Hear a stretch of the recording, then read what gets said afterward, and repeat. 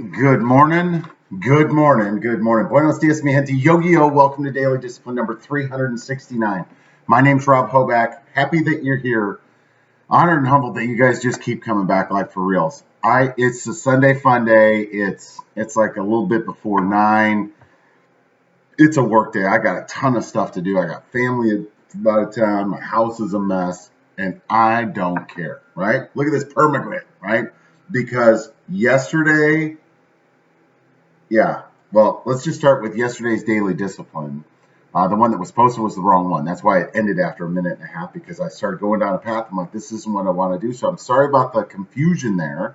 I've updated the correct one, which is actually about 9 minutes long. Wound up. And there's something in there that I feel like there's another one of our little ninja nuggets that we're going to, and it's the theory of this catching up, right? Right. So just watch that and you'll hear about catching up in the future. But I love that one. So, on to today. First things first, I'm still the realist. You know what else I am? I am thankful. Yeah. Wow. Did we have an amazing day yesterday? Um, it was a difficult week. Terrible start to, a difficult start to the day. And then had a nice afternoon. And I just knew something was up, but went to the game and, yeah, everything changed. It was amazing.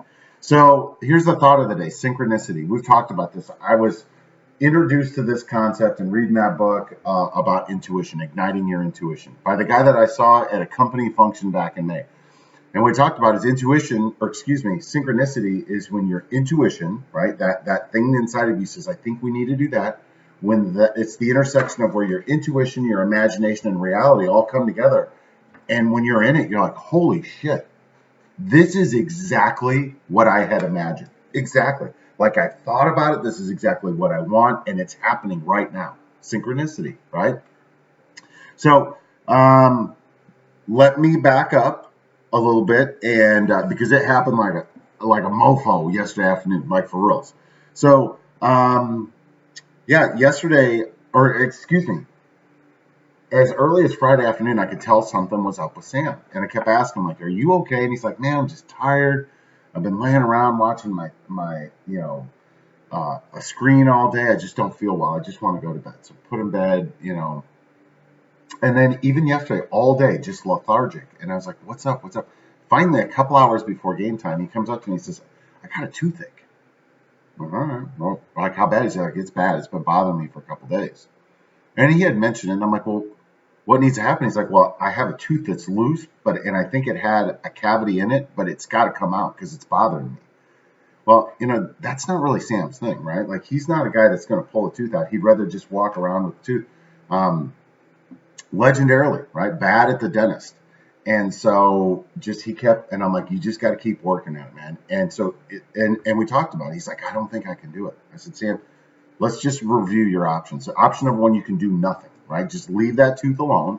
It's going to bother you, and you're going to have a real hard time playing today because I don't know that you can get past that mentally. And he put his mouthpiece in, and he just grimaced, and I'm like, man, this is going to be difficult. And immediately, being selfish, it's like, man, my dad's going to be at the game today, and we have this, right? And so I was like, I really think you should try to pull it out. Well, to his credit, well, not even an hour later, he came out and he's like, got blood all, and I'm like, what? He's like, I got it out. I got it out. And so went blood everywhere. He got the tooth out. And I said, you feeling better? He's like, yeah, I'm feeling a little bit better. So then we get to the game. Game starts, and this is a team this same team, they played in the same division last year, and Bartlesville won by like 30 points, right? But you knew it wasn't going to be that way because we're not playing as well as we did last year. And the assumption is they were going to play a little bit better. Well, man, unbelievable that in the second half, Broken Arrow Platinum's up 6-0. And Sam has had a very difficult game, right? He's made a few good plays, but he's made a few bad plays too. No energy. It's the fourth quarter. Bruins get the ball back down 6-0 with like a minute and a half left to play.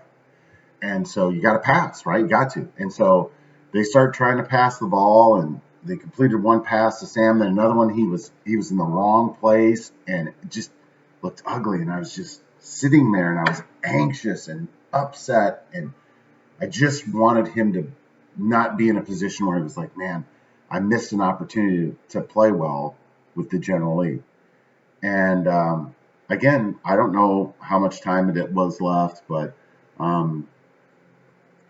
kid Ryder threw a pass into triple coverage, and Sam went and got the ball, and he wasn't going to be denied. And it was amazing.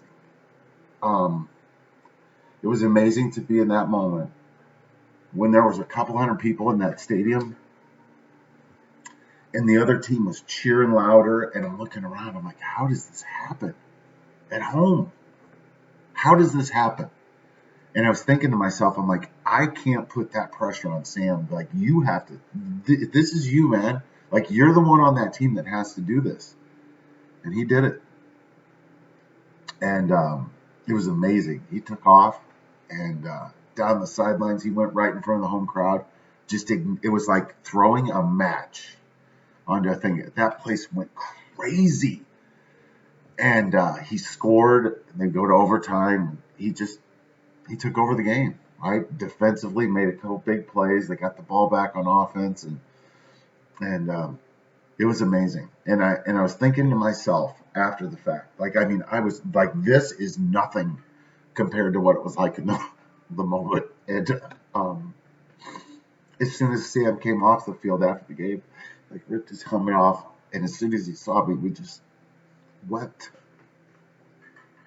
Tears of happiness, being thankful, just amazed. And so the more distance I put between that situation and now, like, that was it. That was it. And the one who had to believe was Sam, and he did. And the rest of us just sat there in awe watching it. And it was amazing. And the thing that makes me so emotional about it is that I'm so thankful for him that he gets to just experience that, right? Like, as much fun as it is for all of us, like me as his dad, to see how special he is, what a talent he has, for him to be able to just live that life. And I told him yesterday on the way back in the car, I'm like, man, you know, millions of people watch the NFL every weekend, college football. It's such a big thing because everybody sits there and it's like, man, I wish I could just live that once. And he gets to live it all the time, almost weekly. For those of us who love him and identify with him, like, he's one of us. It's just amazing. I'm extremely thankful. I'm so thankful that my dad got to be there to watch it. Thankful, just thankful. Very, very thankful. And it's synchronicity, right? All these, just, I couldn't have imagined for it to be better. It's perfect. So with that, we're done for the day. Hands up, peace out. We are better together. Living the good life up here in BFO. So thank you for stopping by. I'll be back tomorrow on a Manic Monday. Hell, I might cry then. I don't know. These are happy tears, man. Happy, happy, happy tears. Thankful, thankful, thankful. See you guys tomorrow. Deuces. Love you.